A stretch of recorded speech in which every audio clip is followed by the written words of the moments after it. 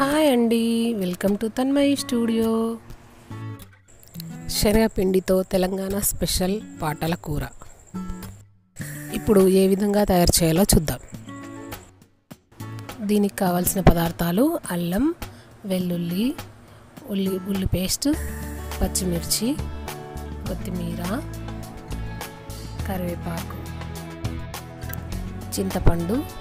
చింతపండును కడిగి నానబెట్టుకోవాలి.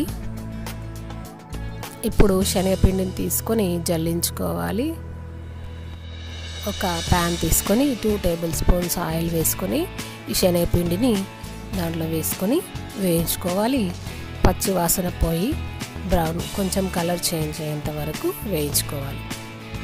ఈ పిండిని తీసి పక్కన పెట్టుకొని మళ్ళీ అదే ప్యాన్లో కొద్దిగా ఆయిల్ వేసుకోవాలి. తర్వాత దీంట్లో ఆవాలు, జీలకర్ర వేసుకోవాలి. తర్వాత దీంట్లో కొంచెం వెల్లుల్లి ముద్దను వేసుకోవాలి.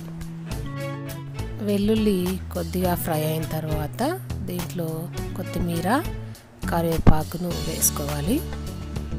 వీటిని కొంచెం కలుపుకున్న తర్వాత దీంట్లో పచ్చి కారం పేస్ట్ వేసుకోవాలి. దీన్ని బాగా కలుపుకొని తర్వాత కొద్దిగా ఉప్పు వేసుకోవాలి. అయిన తర్వాత దీంట్లో కొద్దిగా పసుపు వేసుకోవాలి. కొద్దిగా ఉల్లిపాయ పేస్ట్ను కూడా వేసుకోవాలి. ధనియాల పొడిని కూడా వేసుకోవాలి. తర్వాత దీంట్లో 1 గ్లాస్ వాటర్ వేసుకొని మరిగించుకోవాలి. ఈలోపు ఒక పెద్ద ప్లేట్ని తీసుకొని ఆ ప్లేట్లో కొద్దిగా ఆయిల్ వేసుకొని ప్లేట్ అంతా స్ప్రెడ్ చేసుకోవాలి. ఇప్పుడు మరుగుతున్నటువంటి వాటర్లో మనం తీసుకున్నటువంటి శనగపిండిని వేసి బాగా కలుపుకోవాలి. ఈ విధంగా వీడియోలో చూపించినట్టుగా మొత్తం బాగా ఉండలు లేకుండా కలుపుకోవాలి. శనగపిండి బాగా కలిసిపోయిన తర్వాత ఆ మిశ్రమాన్ని తీసి ఇప్పుడు నూనె రాసినటువంటి ప్లేట్లో వేసి బాగా స్ప్రెడ్ చేసుకోవాలి. ఒకే మందంతో ప్లేట్ అంతా స్ప్రెడ్ చేయాలి. వీడియోలో చూపించినట్టుగా స్ప్రెడ్ చేసుకున్న తర్వాత ఒక నైఫ్తో వీడియోలో చూపించినట్టుగా లైన్స్ లాగా ఘాట్లు పెట్టుకోవాలి. మనం మైసూర్ పాక్ తయారు చేస్తాం కదా, ఆ విధంగా కట్ చేసుకోవాలి. ఇప్పుడు కర్రీకి తాలింపు వేసుకుందాం. ఇప్పుడు ఒక బౌల్ పెట్టి దాంట్లో కర్రీకి సరిపడా ఆయిల్ వేసుకోవాలి. వేడైన తర్వాత దీంట్లో ఆవాలు, జీలకర్ర వేసుకోవాలి. తర్వాత పచ్చిమిర్చి వేసుకొని వేయించుకోవాలి. అల్లం వెల్లుల్లి పేస్ట్ వేసుకోవాలి.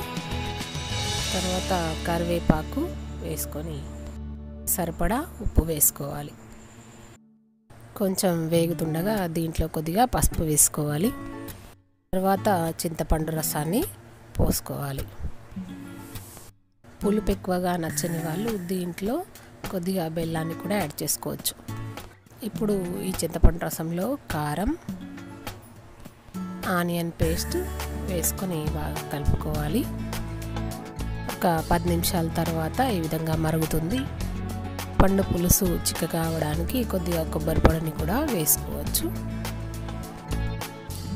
ముందు మనం తయారు చేసుకున్నటువంటి శనగపిండి బిళ్ళలను దీంట్లో వేసుకోవాలి.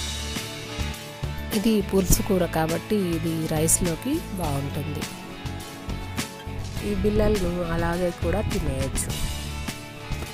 ఒక 2 మినిట్స్ తర్వాత దీంట్లో కొత్తిమీర, గరం మసాలా చల్లుకొని దింపేసుకోవాలి. ఎంతో టేస్టీగా ఉండే శనగపిండి పాటల కూర రెడీ. మీరు కూడా ట్రై చేయండి. ఈ వీడియో కనుక మీకు నచ్చినట్లయితే ప్లీజ్ లైక్ చేయండి, షేర్ చేయండి మరియు సబ్స్క్రైబ్ చేయండి. Thanks for watching this video.